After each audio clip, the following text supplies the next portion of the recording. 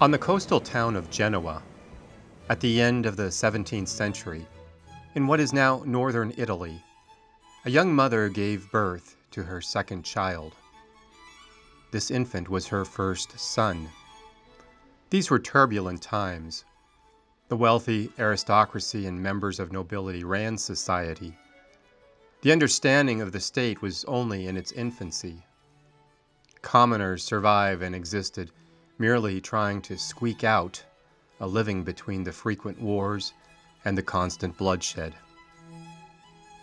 Healthcare was so deplorable that life expectancy was 19 to 25 years of age.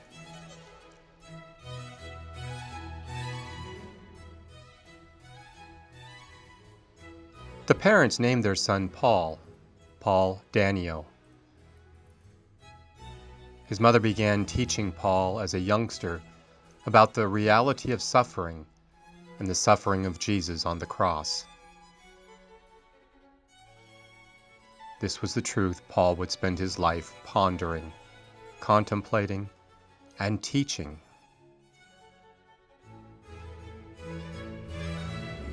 In his early days, he found a love for quiet prayer, which would continue his entire life. And one day, as he was listening to a sermon on the sufferings of Jesus, he began hearing the Lord call for him. His greatest solace was his prayer on the Lord's Passion. It gave him new direction, and he found poor people in the marshlands who were always ready to listen to him as he talked about the Passion of Jesus. In the summer of 1720, Paul had several very powerful calls from the Lord about founding a new religious order. The church in Italy at that time was flooded with priests. It didn't need more priests. Paul wanted to gather companions who would live together and promote the Passion of Jesus. It took 21 years of painful struggle, yet in 1741, Pope Benedict XIV approved the rule and Paul's way of life. Paul wrote the rule so that his men could teach people how to pray and how to meditate on the Passion, as well as be free to preach and teach others how to be mindful of the sufferings of God who loves us.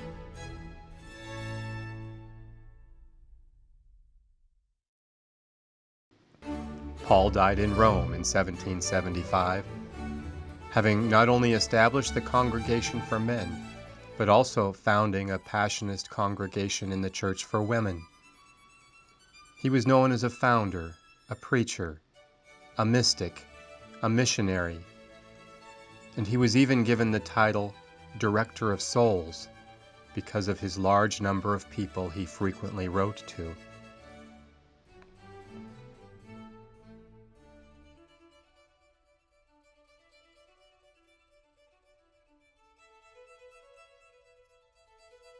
For the next 75 years, the congregation would continue growing in its identity, while, like the rest of the church, still trying to navigate through the stormy repercussions of the Enlightenment, the French Revolution, the Napoleonic Wars, the religious suppression, all which made the seas quite stormy in the unification of Italy.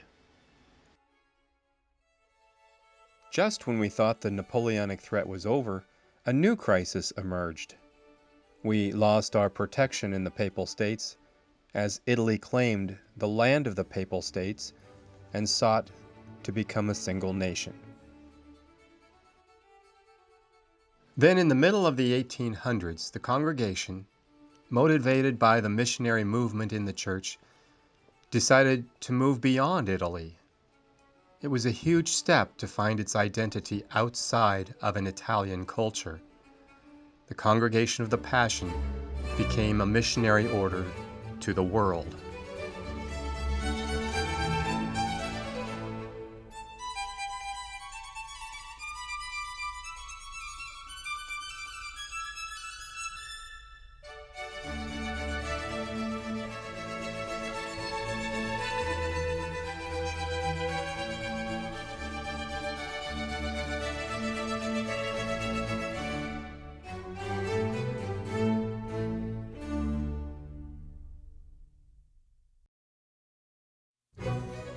We came to the U.S. in 1852 at the invitation of Bishop O'Connor of Pittsburgh.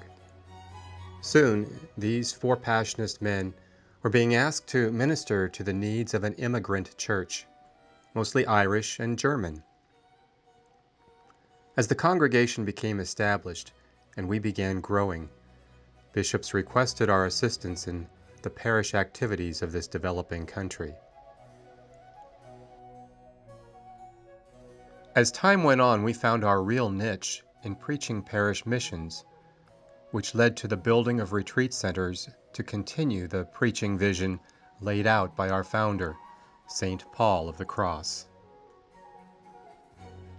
Over the next 100 years, our numbers would grow, peaking at 800 men in the United States and dividing into two different provinces. In the east, St. Paul of the Cross province, and in the west, Holy Cross province. Passionists respond to the needs of the world out of the passion of Jesus Christ. It starts with prayer, just like it did with St. Paul of the Cross. It starts with meditation on the passion of Jesus as described in the four Gospels. If we don't start there, then our responses are not grounded in the passion of Jesus as much as they are rooted in ourselves and our personal agendas.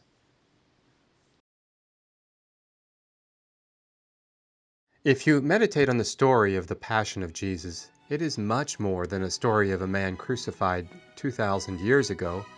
The story is filled with complexities and twists, and the people interact in the story at so many different emotional levels. Some people are afraid, resentful, challenged. Some don't want to get involved. Others discover who Jesus truly is. Some are boldly compassionate, and one in particular voluntarily gives away his own tomb in an extraordinary act of generosity.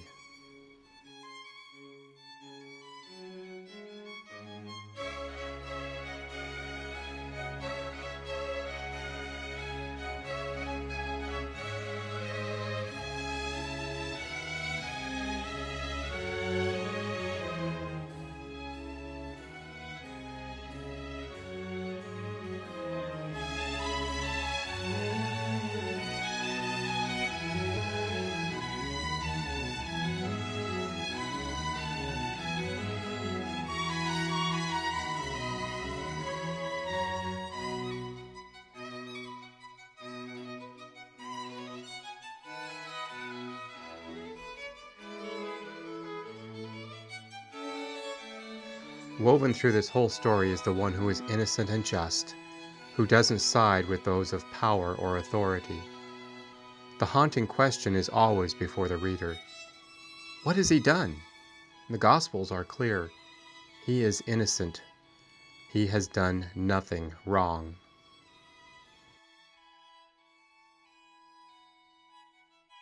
This story is replayed every day. Sometimes it is in the headlines of world events. Other times it is in the stories of personal lives. It is replayed in courtrooms and boardrooms, friendships and families. It's replayed where those with power opt for violence and where the innocent suffer. And it's present in people who lovingly choose to suffer with others, who place themselves in a unique place at the foot of the cross.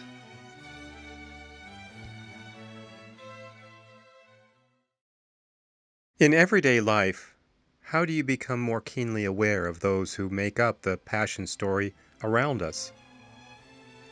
When was the last time you saw the goodness of Simon the Cyrenian? Or the transformative joy of Mary from Magdala?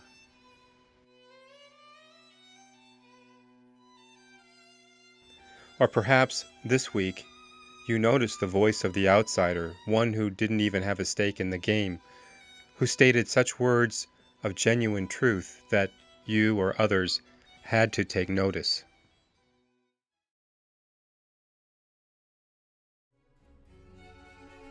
Meditation on the Passion brings you into a deeper relationship with Jesus. To be with someone in their suffering changes you, even more when that someone is Jesus, even more when you are with Jesus in his suffering. That transformation happened to St. Paul of the Cross, and it happens to everyone who gazes upon the cross. Their relationship with Jesus changes. Their prayer changes. Their response to a hurting world changes. Because the Passion of Jesus has changed their heart.